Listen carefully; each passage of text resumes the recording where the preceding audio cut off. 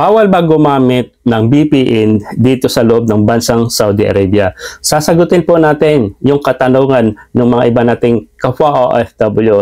Nagwo-worry sila, no, na baka daw baka makasuhan, okay, mabigyan ng fine, okay, mamumulta sila or ikukulong pag gumamit sila ng VPN dito sa Saudi Arabia. So, yan po yung sasagutin po natin sa video ito. Okay? Again, kung hindi pa po kayo subscribe sa aking YouTube channel, please subscribe my YouTube channel para lagi po kayong updated sa nangyayari dito sa bansang Saudi Arabia o kung saan mang bansa ka as bilang isang OFW. Okay? And then, of course, pakinggan po natin muna yung sinabi ni Sir Kabong regarding po sa VPN. And then, magpa-final thought ako o magsasabi ako kung bawal ba talaga ang paggamit ng VPN. Sige, pakinggan muna natin yung video ni Sir Kabong. Shoutout po sa iyo, Sir Kabong. Hello, magandang gabi po sa inyong lahat, sa ating mga kababayan, sa mga lalo sa ating mga kapwa, mga OFW sa gitnang silangan. Ito po ay muling paalala sa ating mga kapwa, mga OFWs, no? Particularly yung mga gumagamit po ng VPN. Naalala ninyo, naglabas na po dati tayo ng paalala tungkol po sa paggamit ng VPN dahil meron po tayong isang kabayan sa Saudi Arabia ang hindi po nakauwi dahil po dyan sa VPN na nakakonekta po sa isang malaswang site. Yun. Ngayon, meron na naman po tayong natanggap na request for assistance mula sa isang kabayan natin na nasa UAE naman. Siya po ay nakatanggap ng tawag mula sa otoridad sa UAE at siya po ay hinahanap at napagsabihan na siya po ay may criminal dahil nakita po sa kanyang VPN na meron po siyang nabuksan na link sa, ewan ko sa Facebook ba ito, na isang site na hindi po allowed sa kanilang bansa. So, ngayon po, nangamba po si kabayan sa kanyang kaligtasan at hindi niya po alam kung ano ang kanyang gagawin kaya humingi po siya sa atin ng payo kung anong dapat pong gawin. So, kasalukuyan po tayo nakikipag-ugnayan po sa kanya. Hinihintay po natin yung ating mga hiningi sa kanyang dokumento para malaman natin kung ano yung mga detalye ng kanyang mensahe para mabigyan sa atin siya ng tamang payo kung anong gagawin niya. Dahil nga po sa hindi niya po alam na nagkaroon siya ng problema dahil hindi naman daw niya alam, basta lang daw meron siyang nabuksang link pero hindi naman niya hindi na po ano yun, basta nagkamali ng siya doon, hindi na niya alam na hindi para na illegal pala yun o bawal pala yung link na yun na nabuksan niya at yun na nakatanggap na siya ng tawag mula sa otoridad para ipaalam sa kanya na siya po ay mayroong nabuksan na link na nakita po sa kanyang VPN. So, paalala po uli sa ating mga kababayan, wag po niyong kalimutan na kung kayo po ay may VPN, siguraduhin po ninyo na hindi po niyo napupuntahan yung mga restricted site, hindi po niyo nabubuksan yun.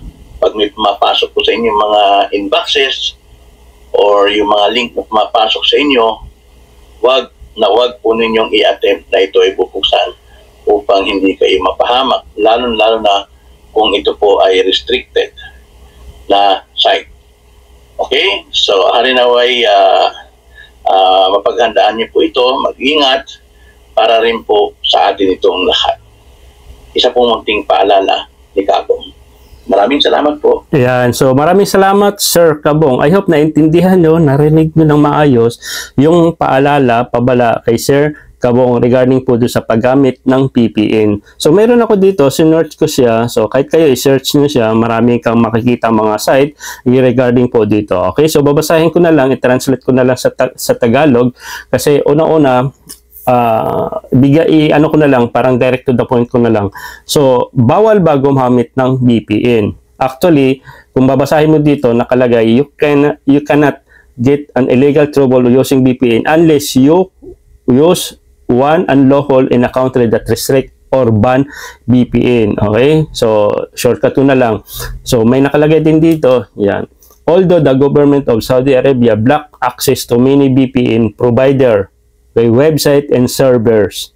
using a VPN is not illegal. Okay? It's not illegal in the country. Many people in Saudi Arabia, citizen and visitor, use VPN daily to access. Okay? Sensor or region lock content. So, ang bibig ko sabihin, hindi po bawal dito sa Saudi gumamit ng VPN unless, okay, yung sinabi ni Sir Kabong o kahit sino man yan, na pumapasok kayo sa mga site, okay? Sa mga, alam nyo yun, yung mahilig mag-search ng, ito hindi ko na babagitin, pero idugtong nyo na lang, okay, to avoid, para mamaya magka-problema yung content ko, PORN site.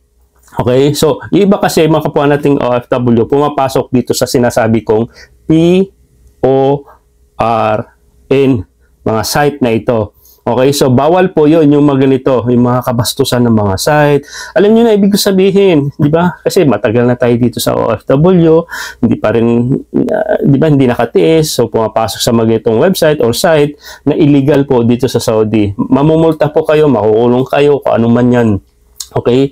Baka maya, ma-hold pa kayo sa airport, no? Lalo na kung nasa airport kayo, sa mga establishment, sa government, tapos nakikunik ka sa internet o wifi, tapos papasok kayo sa ganitong site. Wag na wag po kayo pumapasok. Kasi, una-una, binablock po talaga ng Saudi Arabia yung mga ganitong site. Okay? Pero pag nakalusot ka and madidetect yan ng government, mayayari po kayo. So, avoid na lang po natin. So, kung, at least si Sir Kabong pinakita, may mga kababayan tayo na nagka-problema using maling VPN, maling paggamit lang talaga ng VPN. Okay?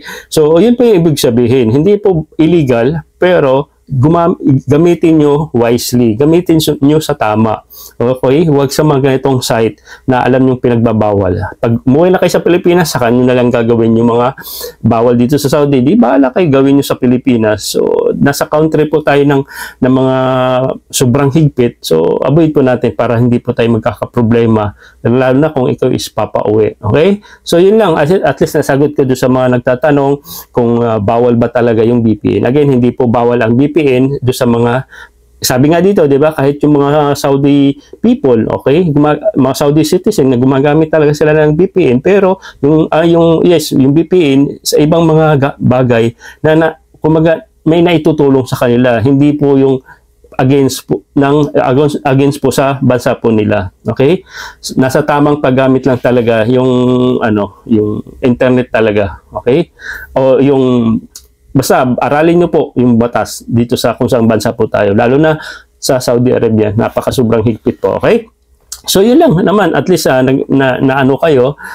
natuto kayo sa pamagitan ng ganitong video or content. Okay, share this video guys. Kung di pa po kayo subscribe, again, subscribe my YouTube channel. Ay, kung nakasubscribe ka na, maraming salamat kung isa kang OFW or non-OFW. Share this video. God bless and bye-bye.